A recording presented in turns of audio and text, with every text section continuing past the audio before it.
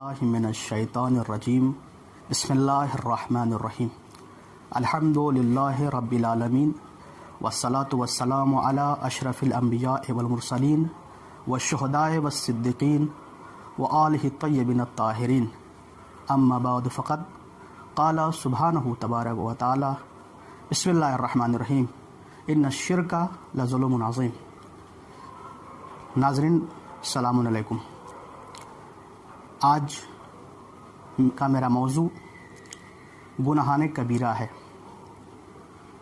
انسان گناہ کرنے کے بعد یہ سوچتا ہے کہ ہم نے جس گناہ کو انجام دیا ہے آیا یہ گناہ صغیرہ تھا یا گناہ کبیرہ ہے۔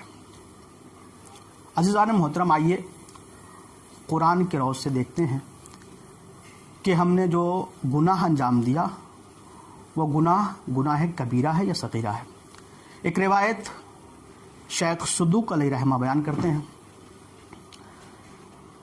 کہ حضرت عبدالعظیم ابن عبداللہ حسنی یہ روایت نقل کرتے ہیں اپنے والد ابو جعفر ثانی امام محمد تقی علیہ السلام سے، اور انہوں نے سنا اپنے والد بزرگوار حضرت امام رضا علیہ السلام سے، اور انہوں نے کہا کہ میں نے حضرت امام موسیٰ کاظم علیہ السلام سے سنا۔ وہ فرماتے تھے کہ ایک دن عمر ابن عبید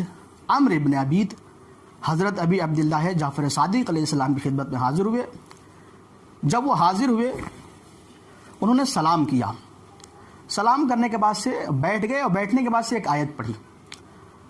اس آیت کا ترجمہ یہ ہے کہ وہ لوگ جو گناہان کبیرہ اور بے حیائیوں سے پرہیز کرتے ہیں، اور یہ ترجمہ کر کے انہوں نے یہ آیت پڑھ کے وہ خاموش ہو گئے، چپ ہو گئے، سکوت اختیار کر لیا۔ امام نے کہا کہ کیوں آخر آپ خاموش کیوں ہو گئے؟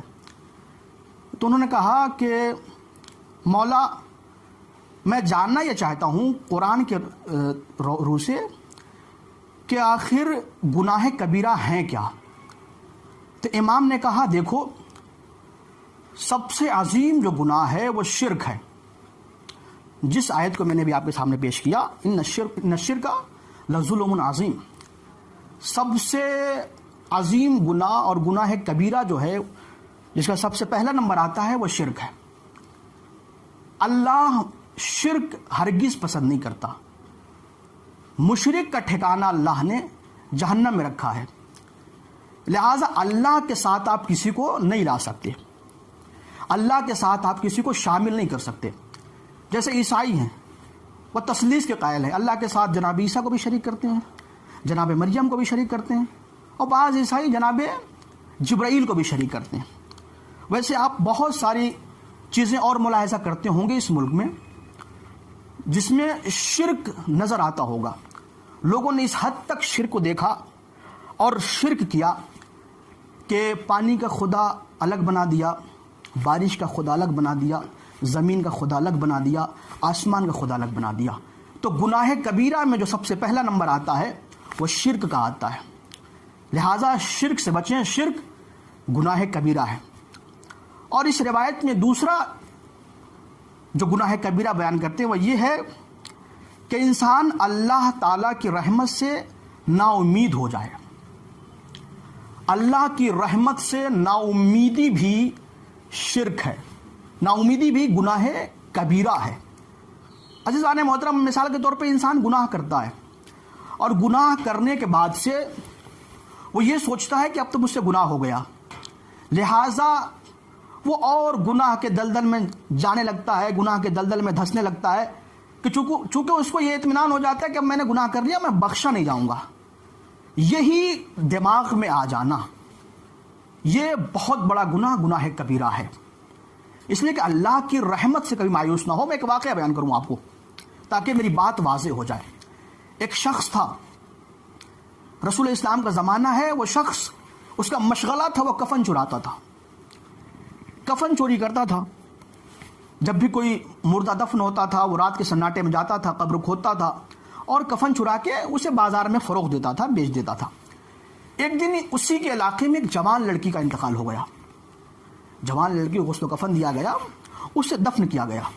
چونکہ اس چور کا مشغلہ تھا کفن چوری کرنا، یہ رات کا سناٹا ہوا، قبرستان کی طرف بڑھا، اس نے قبر کو کھودا، قبر کی گہرائی میں اترا، اترنے کے بعد سے ہمیشہ کی طرح اس نے اس جسم سے کفن کو ہٹایا۔ اب جیسے ہی کفن کو ہٹایا، چونکہ جوان لڑکی تھی، جوان لڑکی کا انتقال ہوا تھا، یہ اس لڑکی کے جیسے ہی اس نے اس جسم سے کفن کو اتارا، اس کا دل جو ہے وہ مچلنے لگا۔ خدا دیکھیں کتنا بڑا رحم کرنے والا ہے، اس شخص نے اس لڑکی کے ساتھ زیادتی کی، بلکہ عام لفظوں میں کہہ دوں کہ اس مردہ لڑکی کے ساتھ اس نے زنا کیا، اور جیسے ہی زنا کر کے اٹھ کے جانے لگتا ہے، ایک مرتبہ وہ لڑکی قبر میں بیٹھتی ہے اور اس کا دامن پکڑ کے کہتی ہے کہ تجھے شرم نہ آئی، تو نے مجھے نجس کر دیا، روز محشر سب پاک اٹھیں گے اور میں تیری وجہ سے نجس اٹھوں گی، اور اس وقت میں تجھ سے اللہ کے سامنے حساب لوں گی۔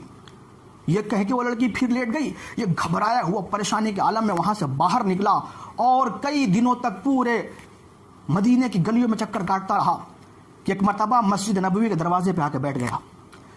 رسول اسلام کو خبر دی گئی ایک شخص ہے جو آپ سے ملنا چاہتا ہے۔ رسول باہر آئے، آنے کے بعد اس شخص سے پوچھا کیا بات ہے، بہت پریشان نظر آتے ہو۔ اس نے کہا یا رسول اللہ مجھ سے اتنا بڑا گناہ ہو گیا ہے کہ میں بیان نہیں کر سکتا۔ رسول نے کہا کتنا بڑا گناہ ہو گیا ہے؟